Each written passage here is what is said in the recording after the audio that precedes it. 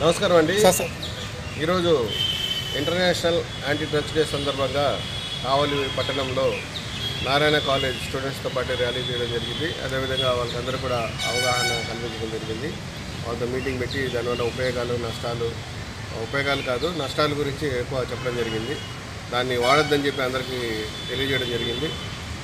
కొంతమంది కావలి పట్టణంలో గాంజా వాడుతున్నారని మాకు సమాచారం ఉంది.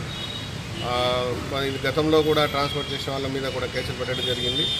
ఇంకా ఎవరైనా మానుకోకపోతే అందరికీ తెలియజేస్తున్నాము. ఈ సందర్భంగా దయచేసి గంజా ట్రాన్స్పోర్ట్ చేయడం కానీ, వినియోగించడం కానీ, కలిగి ఉండడం కానీ నేరం. అన్ని వెంటనే మానుకోవాల్సిందిగా తెలియజేస్తున్నాం. ఆ విధంగా ఎవరైనా వినకుండా మళ్ళీ ఏదైనా ప్రయత్నం చేసినట్లయితే వాడిన వాళ్ళ మీద అందరి మీద కూడా కఠినమైన చర్యలు తీసుకుంటాం. వాళ్ళ మీద కేసులు నమోదు చేసి మళ్ళీ వాళ్ళకి అవసరమైతే వాళ్ళని అసైన్మెంట్ కింద కూడా ఇక్కడి నుంచి పంపించడం జరుగుతుంది. కాబట్టి మీరందరూ కూడా జాగ్రత్తగా ఉండాల్సిందిగా, డ్రగ్స్ జోలికి వెళ్లకుండా, డ్రగ్స్ని వాడకుండా ఉండాల్సిందిగా మీకు తెలియజేస్తున్నాం. విద్యార్థులకు ఏం సూచన ఇచ్చారు? విద్యార్థులకి తెలియజేశాం దానివల్ల నష్టం ఏంటి, ఏ విధంగా వాళ్ళు నష్టపోతారో, జీవితాన్ని ఏ విధంగా కోల్పోతారో, దాన్ని వాడితే అనవసరమైనటువంటి హెల్త్ కాంప్లికేషన్స్ వస్తాయి, డబ్బులు పోతాయి, ఆరోగ్యం పాడవుతుంది.